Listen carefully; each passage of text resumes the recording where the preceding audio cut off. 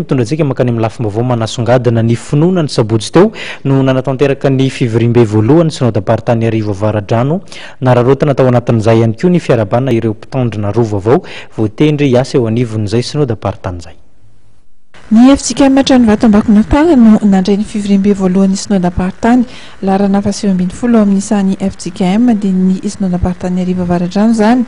Manana fivirimbe roa isan-taona moa ny synodam-paritany ka ny asabotsy teo no tanterahana ny voalohany ny fiangonana rehetra ao anatiny no niombana tamin'ny fiaraha-mivavaka tamin'izany ka ananasana sy natrehan ny président synodaly izay nitarika ny fanampam-pivavahana.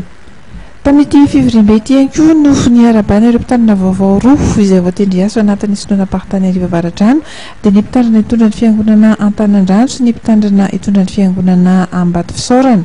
Kristiana maro avy amin'ireo fiangonana ireo no tonga nanatrika ity fivirimbe ity. Fa mbola manana fotoan-dehibe ihany koa ny synodam-paritany amin'ity volana ity. Ny andro président synodal izay ho tanterahana ny sabotsy fa 17 ny volana May ho avy izao ao amin'ny FJKM Antanimena Atsinanana.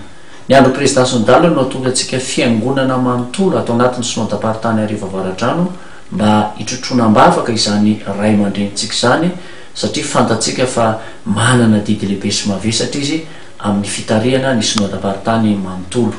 Io ihany koa no hanehoantsika azy ireo fankasitrahana sy fanohanana azy ireo ao anatin' izany adidy tanterahana izany. Koa dian'izao dia fa entanina ny fiangonana rehetra, ny sampana rehetra isam-pitandremana moa izany resahana mba samy efa iomana amin'ny fandraisana anjara, hitondra ihany koa ny fandraisana anjara antsika ary samy hanolotra izany amin'ny sabotsy fa 17 May izay iaonantsika mivantana moa amin'ny président synodal mianakavy. Nofanana tamin'ny fandraisana ny fanasany tompo moa ny fianara-sakafo tamin'ity indray mitoraka ity fa ny asabotsy 17 May kosa dia mbola efa mitonany ny FJKM Antanimena Atsinanana indray ny rehetra.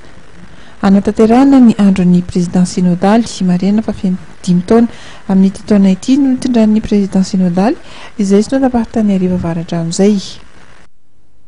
Mifarandray toboko lasa toboko vavy ny fampahalalam-baovao antsika ny zava-nisongadina teny amin'ny lapana Tsimbazaza teny dia ny fisokafan'ny fivoriana ara-potoana eo anivon'ny anteny miram-pirenena sy ny fanenkevitra maro samihafa no entina taminao nisongadina tamin'ity takariva ity misaotra anao nanaraka ny fampahalalam-baovao hatramin'ny farany manome fotoananao indray ny tena koa mirapitso veloma tompoko.